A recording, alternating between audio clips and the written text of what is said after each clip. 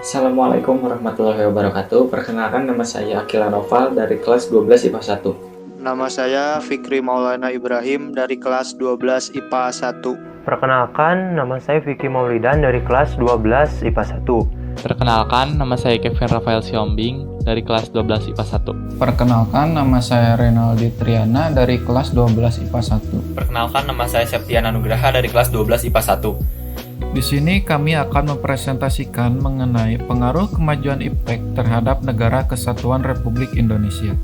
Selamat menyimak. Hakikat IPTEK. IPTEK adalah suatu singkatan dari ilmu pengetahuan dan teknologi, yaitu suatu sumber informasi yang dapat meningkatkan pengetahuan ataupun wawasan seseorang di bidang teknologi. Menurut Kamus Besar Bahasa Indonesia (KBBI), ilmu pengetahuan adalah gabungan dari berbagai pengetahuan yang disusun secara logis dan bersistem, dengan memperhitungkan sebab dan akibat. Sedangkan teknologi adalah metode ilmiah untuk mencapai tujuan praktis, ilmu pengetahuan terapan, keseluruhan sarana untuk kelangsungan dan kenyamanan hidup manusia. Teknologi yaitu sebagai entitas benda maupun tak benda yang diciptakan secara terpadu melalui perbuatan dan pemikiran untuk mencapai suatu hal. Ilmu dapat dipandang sebagai produk, sebagai proses dan paradigma etika. Yang dimaksud dengan pengertian ilmu pengetahuan adalah pengetahuan yang didasarkan atas fakta-fakta di mana pengujian kebenarannya diatur menurut suatu tingkah laku sistem. Kamus Besar Bahasa Indonesia menyatakan bahwa ilmu pengetahuan adalah pengetahuan tentang suatu bidang yang disusun secara bersistem menurut metode tertentu yang dapat digunakan untuk menerangkan gejala-gejala tertentu. Ilmu pengetahuan pada dasarnya memiliki 3 komponen penyangga tubuh pengetahuan yang disusun sebagai berikut. Ontologis dapat diartikan sebagai hakikat apa yang dikaji dalam pengetahuan tersebut, sehingga jelas ruang lingkup wujud dan yang menjadi objek penelaahnya. Dengan kata lain, ontologis merupakan objek formal dari suatu pengetahuan.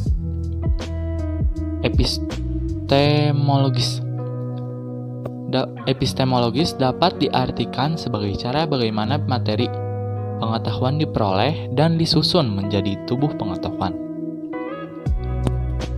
Aksiologis merupakan asas-asas menggunakan ilmu pengetahuan atau fungsi dari ilmu pengetahuan. Teknologi merupakan kata yang berasal dari bahasa Yunani yaitu tekne yang berarti pekerjaan, dan logos yang berarti suatu studi, peralatan, prosedur, dan metode yang digunakan pada berbagai cabang industri. Berikut definisi teknologi menurut para ahli. A. Menurut Prayitno, teknologi adalah suatu perangkat ide, metode teknik, benda-benda material yang digunakan dalam waktu dan tempat tertentu untuk memenuhi kebutuhan manusia. B. Mardikanto, teknologi adalah suatu perilaku produk, informasi, dan praktek-praktek yang baru dan yang belum banyak diketahui, diterima dan digunakan atau diterapkan oleh sebagian warga masyarakat dalam suatu lokasi tertentu dan dalam rangka mendorong terjadinya perubahan individu atau seluruh warga yang bersangkutan. C. Menurut Jacques Ellul, teknologi sebagai keseluruhan metode secara rasional mengarah dan memiliki ciri-ciri efisiensi dalam setiap bidang kegiatan manusia. Pengertian teknologi secara umum adalah proses yang meningkatkan nilai tambah produk yang digunakan dan dihasilkan untuk memudahkan dan meningkatkan kinerja. Struktur atau sistem di mana proses dan produk itu dikembangkan dan digunakan. Kesimpulannya, Ilmu pengetahuan memiliki teori-teori atau rumus yang tetap, dan teknologi merupakan praktek dari ilmu dan teori-teori tersebut. Jadi, ilmu pengetahuan dan teknologi saling mempunyai hubungan, di mana jika tidak ada ilmu pengetahuan, maka teknologi pun tidak akan ada. Kita lanjut ke poin selanjutnya, yaitu perkembangan iptek di dunia dan di Indonesia. Yang pertama yaitu perkembangan iptek di bidang teknologi dan informasi. Yang pertama ada komputer, dimulai dari mesin Turing yang menjadi cikal bakal komputer pertama yang awalnya digunakan untuk memecahkan kode rahasia Enigma Jerman pada Perang Dunia Kedua. Lalu ada faksimil, ditemukan oleh Alexander Bain pada tahun 1843 dan disempurnakan oleh Arthur Hahn pada tahun 1902 dengan mengirim foto melalui jaringan telepon. Lalu ada televisi, ditemukan oleh John Logie Baird pada tahun 1923 dan mulai digunakan secara massal pada tahun 1928. Lalu ada radio, ditemukan oleh Guglielmo Marconi pada tahun 1894. Lalu ada internet yang berawal dari Departemen Pertahanan Amerika Serikat yang membuat ARPANET pada tahun 1969 yang tujuan awalnya yaitu untuk kepentingan militer. Lalu ada ponsel, awal mula pembuatannya yaitu pada tahun 1940-an di laboratorium telepon Bell dan pada 3 April 1973 handphone pertama kali diperkenalkan kepada publik oleh Martin Cooper. Lalu selanjutnya yaitu di bidang teknologi transportasi. Pertama ada transportasi darat yang dimulai dengan industri mobil dipelopori oleh Henry Ford yang melakukan produksi massal mobil murah. Lalu transportasi udara modern diawali dengan penemuan pesawat terbang Kitty Hawk oleh Orville dan Wilbur Wright pada tahun 1903. Lalu transportasi air diawali dengan penemuan mesin uap oleh James Watt, kemudian menginspirasi Robert Fulton untuk membuat kapal uap pertama yaitu Clermont. Lalu jalan raya di Indonesia. Jalan tol pertama dibangun pada tahun 1973 adalah Jalan Tol Jakarta, Bogor, Ciawi atau biasa disebut dengan Jagorawi yang membentang kurang lebih 50 km. Lalu transportasi air di Indonesia. Perusahaan kapal pertama di Indonesia bernama NV Nederland Indische Industrie dan mulai dirintis pada tahun 1823 oleh Gubernur Jenderal Van der Kavelen. Lalu transportasi udara di Indonesia.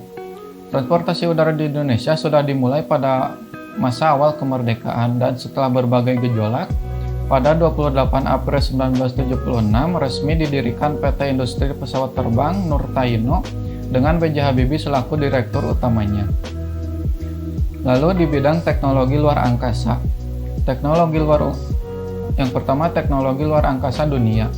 Berawal dari Perang Dingin antara Amerika Serikat dan Uni Soviet yang membawa manusia ke luar angkasa, dimulai dari Yuri Gagarin, seorang kosmonot Uni Soviet yang merupakan manusia pertama yang pergi ke luar angkasa, sampai Neil Armstrong yang merupakan manusia pertama yang mendarat di bulan. Dengan berakhirnya Perang Dingin, International Space Station atau ISS yang didirikan oleh Amerika Serikat dan Rusia pada 20 November 1998 menjadi babak baru dalam perkembangan teknologi luar angkasa dunia. Lalu teknologi luar angkasa Indonesia.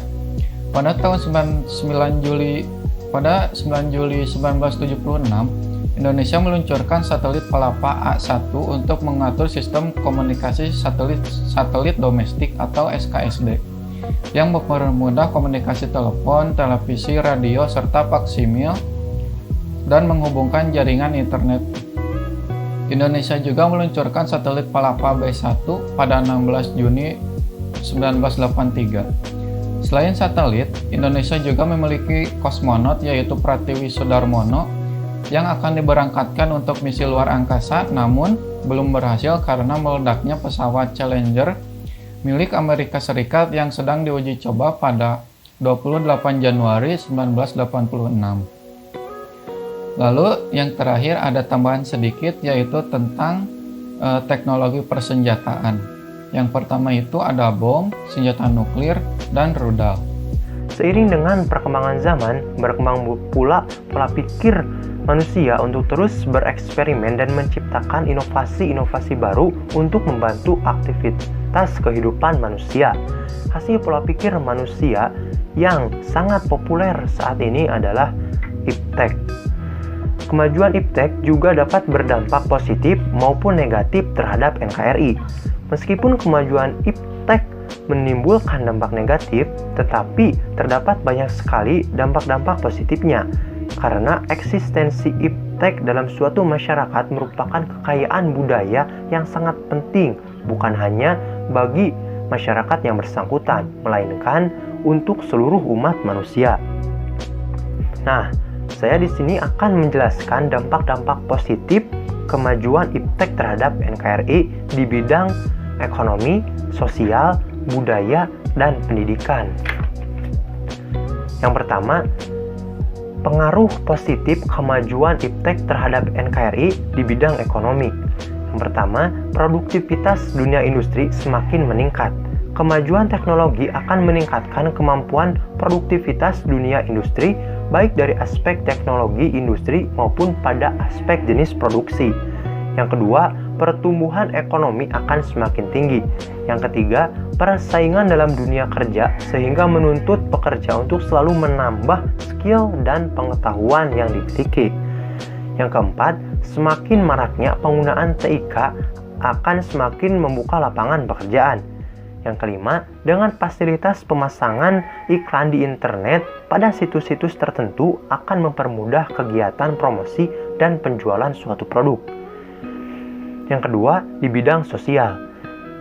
Yang pertama, kemajuan teknologi komunikasi yang cepat dapat mempermudah komunikasi antar manusia dari suatu tempat ke tempat yang lain. Yang kedua, sosialisasi kebijakan pemerintah dapat lebih cepat disampaikan kepada masyarakat. Yang ketiga, informasi yang ada di masyarakat dapat langsung dipublikasikan dan diterima oleh masyarakat.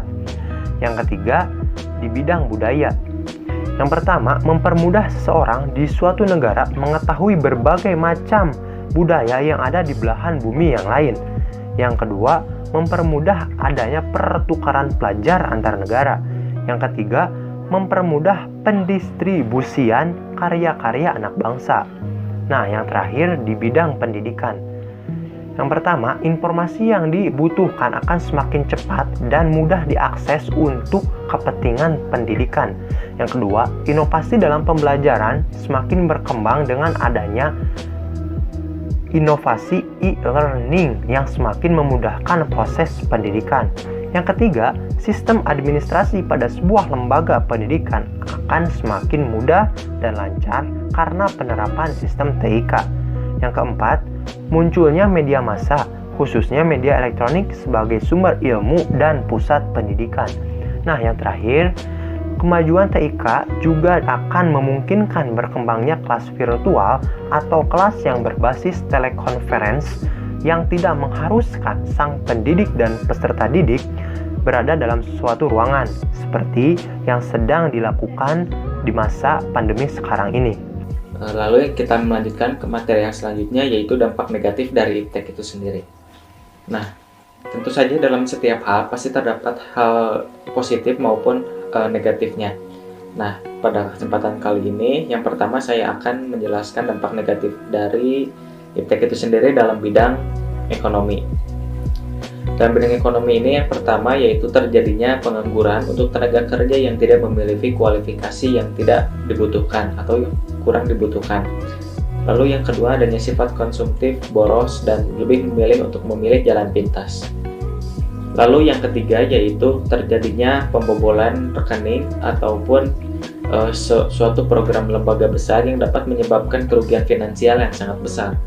Lalu yang keempat yaitu terbukanya pasar bebas yang memungkinkan untuk produk luar negeri yang memiliki kualitas namun harga yang di bawah produk lokal dapat merebut hati masyarakat dan menyebabkan masyarakat menjadi kurang cinta terhadap produk lokal. Lalu yang kelima yaitu resistensi membeli online. Nah, bagi orang awam mungkin cukup janggal untuk berbelanja dengan tidak adanya interaksi tatap muka antara penjual dan pembeli.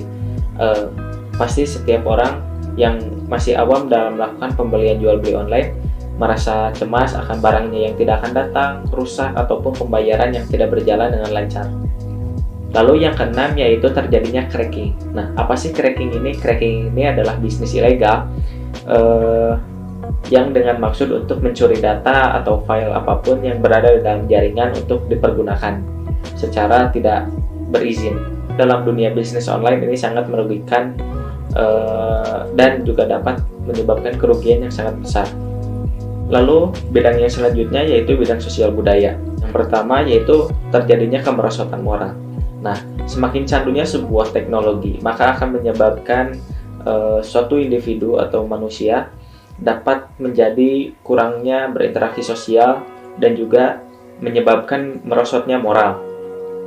Karena semakin jarang berinteraksi sosial secara langsung dapat menyebabkan kemerosotan moral. Yang kedua yaitu kenakalan remaja. Nah, dengan kemajuan teknologi ini dengan sangat mudah bagi siapapun untuk mengakses informasi maupun video atau apapun itu yang dapat menyebabkan remaja terinspirasi untuk melakukan kenakalan remaja. Lalu yang ketiga yaitu pola interaksi antar manusia yang berubah. Nah, seperti yang sudah dijelaskan pada poin pertama tadi yaitu bahwa semakin maju sebuah teknologi dan semakin candu seseorang untuk memainkan alat teknologi tersebut, maka bisa menyebabkan seseorang tersebut menjadi jarang keluar rumah yang menyebabkan semakin jarangnya dia berinteraksi sosial dengan orang luar. Maka dengan itu dapat menyebabkan pola interaksi antar manusia yang berubah.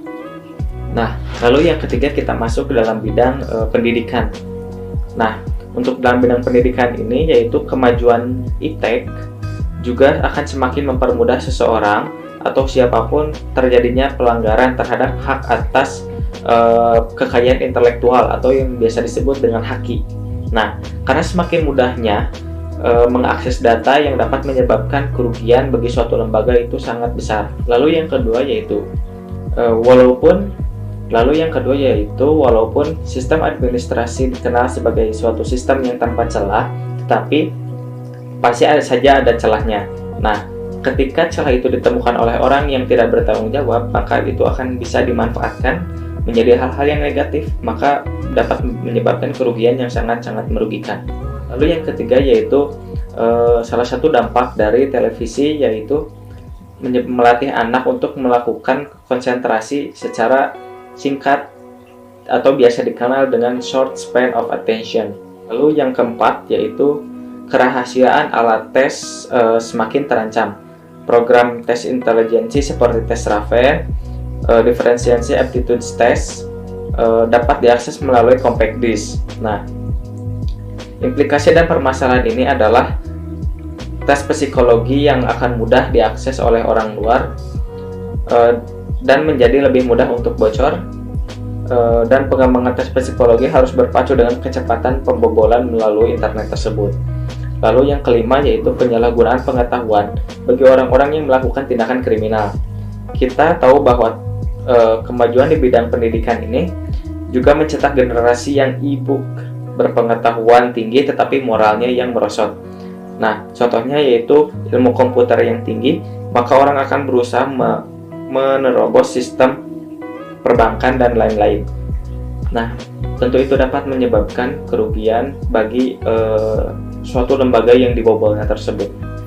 Baik, masuk ke penjelasan yang selanjutnya yaitu sikap bertanggung jawab dalam proses pengembangan iptek. Seperti kita ketahui dalam penjelasan sebelumnya bahwa iptek adalah singkatan dari ilmu pengetahuan dan teknologi. Iptek diketahui menjadi penggerak utama dalam kemajuan suatu bangsa. Meskipun begitu, hadirnya iptek ini tidak hanya membawa pengaruh positif untuk suatu bangsa, tapi juga seringkali membawa dampak yang negatif bagi suatu bangsa. Oleh karena itu, diperlukan sikap tanggung jawab dalam hal pengembangan iptek di suatu bangsa tersebut. Adapun perwujudan dari sikap tanggung jawab dalam proses pengembangan iptek ini diantaranya yang pertama, pengembang harus memperhatikan etika pengembangan iptek. Apa artinya? Nah, artinya pengembang tidak boleh bertolak belakang dengan Pancasila. Setiap iptek yang dikembangkan ini harus menyertakan nilai-nilai Pancasila sebagai faktor internal pengembangan iptek itu sendiri. Lalu, nilai-nilai Pancasila berperan sebagai rambu normatif bagi pengembangan iptek. Artinya, dapat mengendalikan iptek dari hal-hal yang negatif. Yang kedua, pengembangan harus memperhatikan aspek-aspek pelestarian lingkungan dengan mengembangkan iptek yang tidak merusak alam. Dalam pengembangan iptek ini diusahakan tidak merusak lingkungan yang ada, habitat asli dari hewan ataupun tumbuhan, karena jika itu terjadi maka iptek sebenarnya dalam pengembangannya ini berarti menimbulkan hal negatif bagi dunia, bukan hal yang positif.